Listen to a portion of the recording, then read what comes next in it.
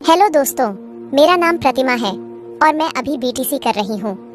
मैंने primary school में teacher के लिए परीक्षा भी दिया है। हमारे घर में कुल 4 लोग, मैं, मेरा भाई और मेरे मम्मी पापा। मेरी उम्र अभी 24 साल है। मैं अपने शरीर को भी मेंटेन करके रखती हूँ और रोज सुबह ही व्यायाम भी करती हूँ, जिससे कि मैं फिट रह सकूं। और मेरे भाई की उम्र 21 साल है। हम दोनों एक दोस्त की तरह रहते हैं, जिस वजह से हम दोनों आपस में एक दूसरे की बात भी शेयर करते हैं। एक दिन मैं अपने भाई से कुछ सीक्रेट बातें कर रही थी। मैंने उससे पूछा, राहुल, तुम्हारी कोई गर्लफ्रेंड है कि नहीं? राहुल बोला, नहीं दीदी, अभी तक ऐसी कोई नहीं मिली। अगर आप जैसी मिले तब तो प्रयास करूंगा। इतने में ही वहां पर मम्मी आ गई और राहुल को किसी काम से बाहर लेकर चली गई। मेरे भाई के मुंह से आप जैसी बात सुनकर मेरे तो होश उड़ गए थे। मैं बस उसके ही बारे में सोच रही थी। यही सब सोचते सोचते कब मेरी आंख लग गई मुझे पता भी नहीं चला।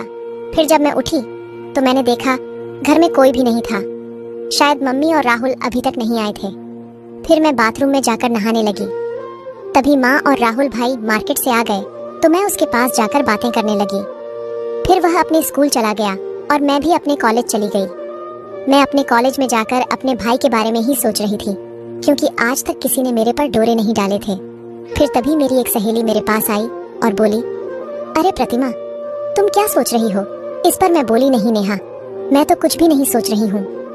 फिर मैंने उससे पूछ कि नेहा यार, कोई उपाय बताओ कि कैसे पैसा कमाया जाए, क्योंकि अब तो हमारा कॉलेज भी खत्म होने वाला है।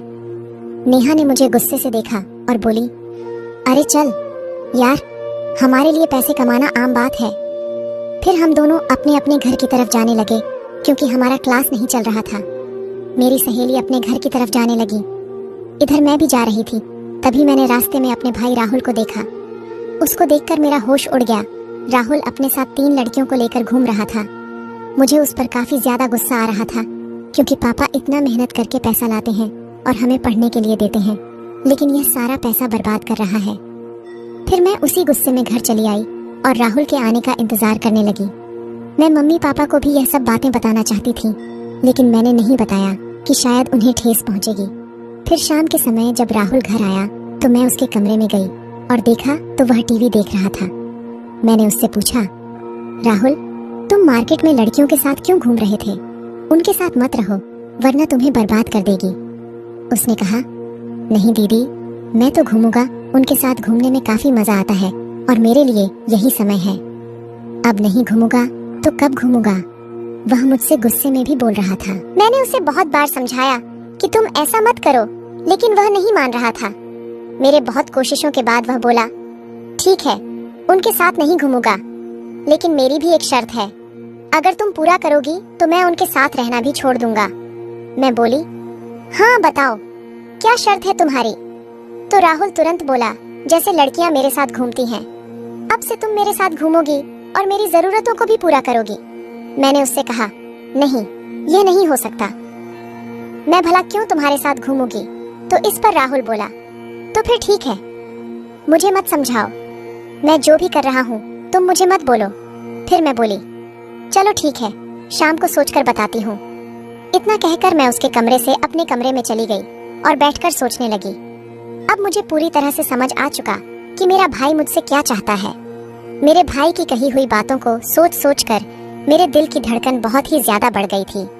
मैंने अब तक ये सब सोचा भी नहीं किया था कि मेरा भाई भी मेरे साथ ऐसा कुछ करने की सोच सकता है। मुझे तो लगा था कि बाहर का कोई लड़का ही मेरे साथ पहली बार क्रिकेट का खेल खेलेगा, लेकिन यह बातें सुनने के बाद मुझे लगने लगा था कि मेरा भाई ही मेरी जवानी का उद्घाटन करेगा और मेरी ताबड़तोड़ क्रिकेट खेलने वाली ख्वाहिश को पूरा करेगा।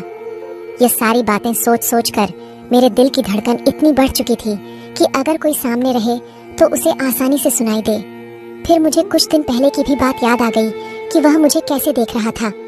मैं उसको पूरी तरह से समझ गई थी कि वह क्या करना चाहता है।